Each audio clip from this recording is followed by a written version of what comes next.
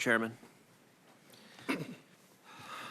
Mr. Muilenburg, I have to say the testimony here today has been quite dismaying.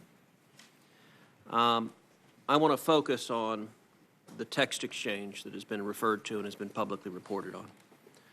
This was a text exchange between Mark Faulkner, who was then Boeing's technical pilot for the MAX, chief technical pilot for the MAX, and Mr. Gustafson, who in 2018 was promoted to being Boeing's 737 chief technical pilot. Is that right? I believe that's the case, Senator. Yep. So this exchange is stunning. Mr. Faulkner, oh, shocker alert. MCAS is now active down to M2. It's running rampant in the sim on me. At least that's what Vince thinks is happening. Gustafson's response, oh great, that means we have to update the speed trim description in volume 2.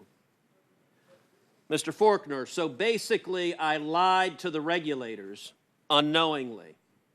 Gustafson, it wasn't a lie. No one told us that was the case.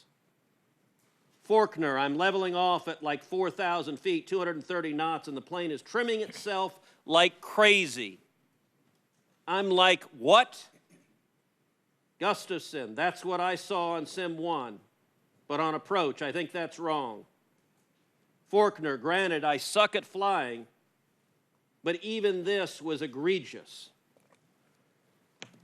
That exchange describes what happened in Lion Air and Ethiopian Air. The men and women who are gathered here with the photos of your loved ones, 346 people are dead because what these chief pilots described as egregious and crazy, that's their language. That's Boeing's internal language in this exchange. Now, what I find truly stunning, Boeing handed this exchange over to the Department of Justice in February. In March, I chaired a hearing of the aviation subcommittee on these two crashes. Boeing did not see fit to give this committee that exchange, nor did Boeing give it to the FAA or the Department of Transportation. But what I find most stunning is your testimony here today that you said you first learned of this exchange a couple of weeks ago. These are senior leaders at Boeing in an exchange saying, and I will quote again, so I basically lied to the regulators. Look, I've practiced law a lot of years. You had your lawyers look over this document, and they read a senior leader after these crashes has occurred saying they lied to the regulators. Mr. Muilenburg, how in the hell did nobody bring this to your attention in February when you produced this to the Department of Justice? How did you just read this a couple of weeks ago? Senator, again, to clarify my earlier comments, I was made aware of the existence of this kind of document, this issue, as part of that discovery process in the investigation early in the year, as you pointed out. At that point, I counted on my counsel to handle that appropriately. And did you read this exchange? Look, I was made aware documents were being produced, that is passive voice and disclaiming responsibility. You're the CEO. The buck stops with you. Did you read this document? And how did your team not put it in front of you, run in with their hair on fire, saying, we got a real problem here?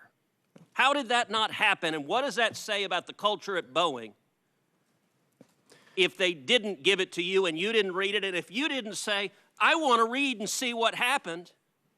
Your testimony here earlier today is, well, we're not sure what they were talking about because he's not at Boeing anymore. How did you not in February set out a 9-alarm fire to say, we need to figure out exactly what happened, not after all the hearings, not after the pressure, but because 346 people have died and we don't want another person to die?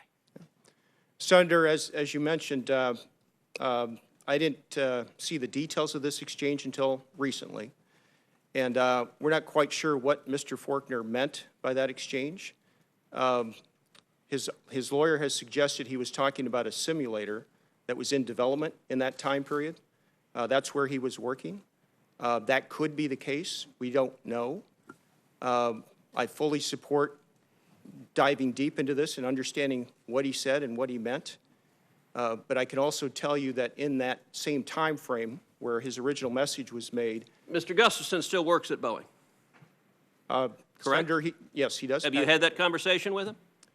Senator, my team has talked with Patrick as well. Have you had that conversation with him? Senator, I have not. Time has expired. Thank you, Senator Cruz. Senator Tester. Let's do this